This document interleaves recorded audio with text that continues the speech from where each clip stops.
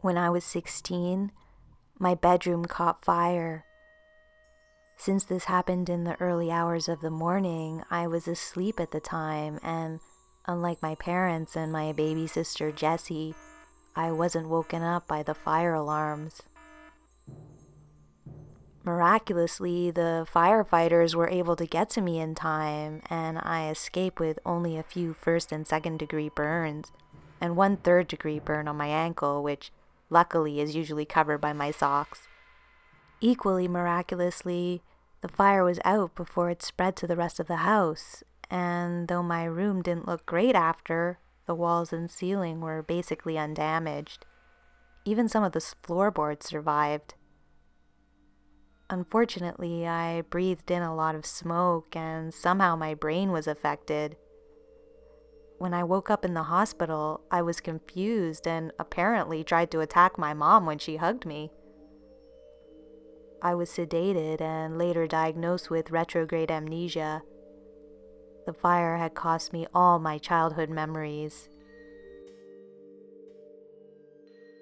Luckily, I and my parents learned to live with it.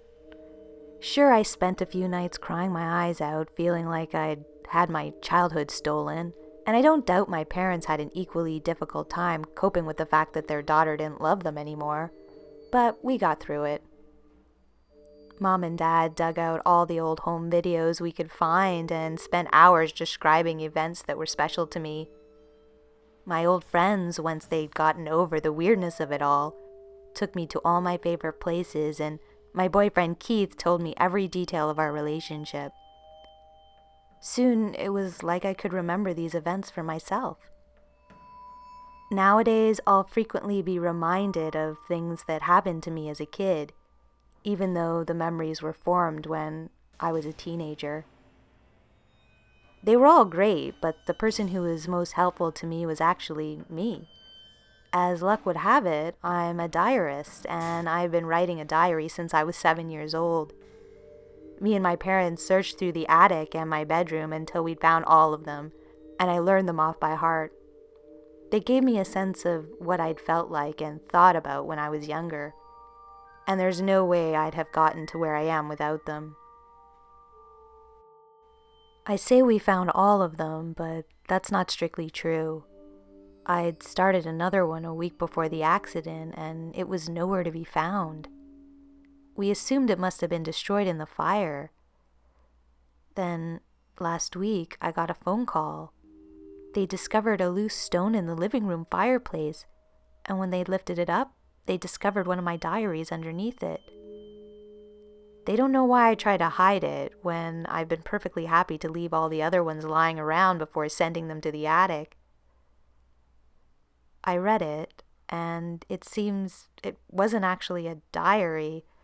Looks like I used to be a wannabe novelist. Another bit of me that must have been lost to the flames. Anyway, here are the entries. Tell me what you think.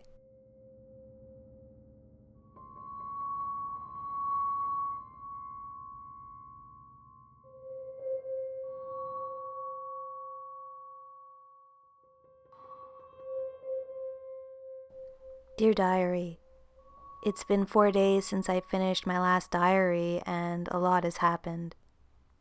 I've done something very stupid, and now I don't know what to do.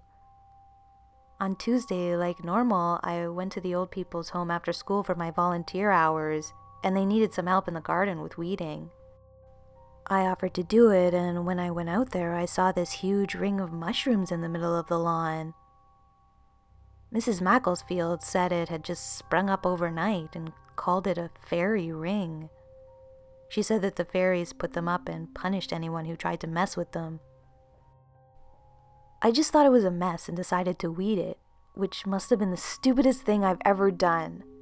Miss MacLeod actually fainted when I pulled one of them up. Like, honestly, fainted, dead away. She didn't even say anything. I just heard a gasp and a thump as she hit the ground. I left after that. Everyone was rushing around Miss MacLeod, and I was in the way. That night, I had a nightmare. I had it the next night as well. And last night. Tonight I'm gonna take some cough syrup to make myself sleep deeper. Maybe then I'll stop having it again. It always starts the same way. I'm in the fairy ring, but I'm shrunk down small so the mushrooms look like mountains. Then these hands, my hands, come down and pull them up. 1 the first night, 2 the next, 3 the third. And it hurts. Like the mushrooms are part of me. Like I imagine somebody ripping an arm off would feel like, but all through my body. When I wake up, I can't move. I can't scream, and it keeps burning like I've got a gaping open wound or something until the sun comes up. Mom gave me some painkillers and says she'll take me to the doctor on Saturday. I don't think I can wait that long. I feel sick whenever I lie in bed. I was sick last night.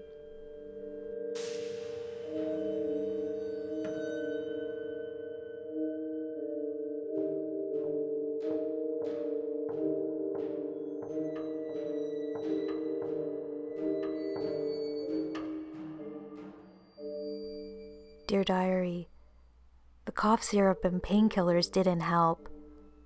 This time, I couldn't go back to sleep, not for hours, even when the sun rose and the pain stopped. I just lay there crying and gasping for breath, until eventually I think I passed out from exhaustion. Mom took me to the doctor, but it didn't go well. He couldn't find anything wrong with me. And when I said I'd been frozen until morning, Mom said that it wasn't true. Apparently, she'd heard noises from the kitchen at 3 a.m. last night and found me in there making a sandwich. Apparently, I said I couldn't sleep because I was hungry and then ran back to my room. Then Mom and the doctor sent me to stand outside the office and I heard them talking about me. They think I faked it to get out of school. Mom told Dad, and now they're both angry at me and I'm grounded for a month. Tonight, I'm just gonna have to stay awake. I've started drinking coffee.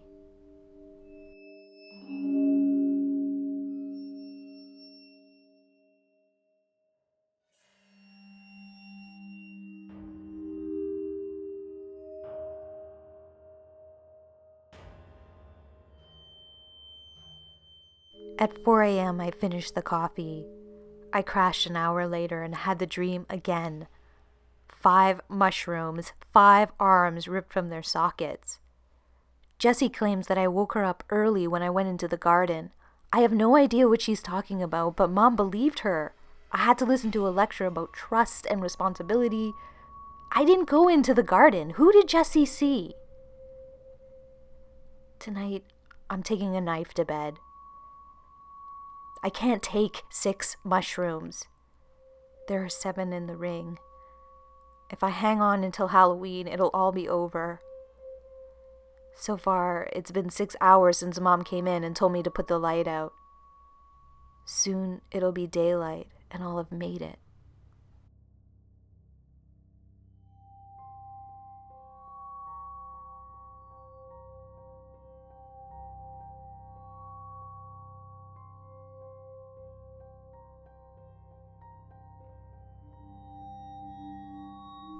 I had the dream again yesterday and spent the whole day paralyzed. The weird thing is that Mom and Dad didn't notice. They said I'd been at school all day. Jessie said she'd seen me in the morning. She was upset that I hadn't said good morning to her like I normally do. How could I say good morning, Jessie, if I wasn't there? I can't look at this notebook anymore. It's too much of a reminder. I keep hoping that if I forget it, it won't have happened. It's stupid, I know, as if I could forget that pain. I'm hiding this under the fireplace so I don't have to look at it when I want to reread my diaries. All I want is to forget all this ever happened. I just want to forget.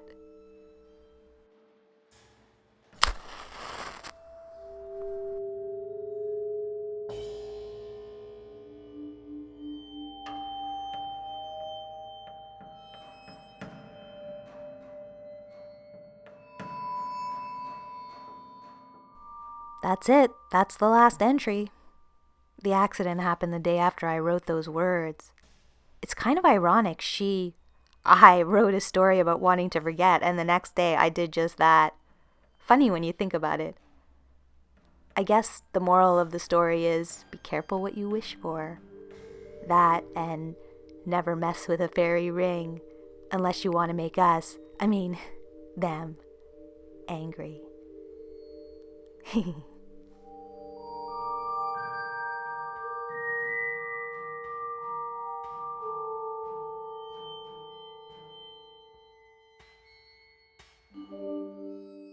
Thanks for watching, and special thanks to Cheeseanonioncrisps, the redditor who gave me permission to read her story.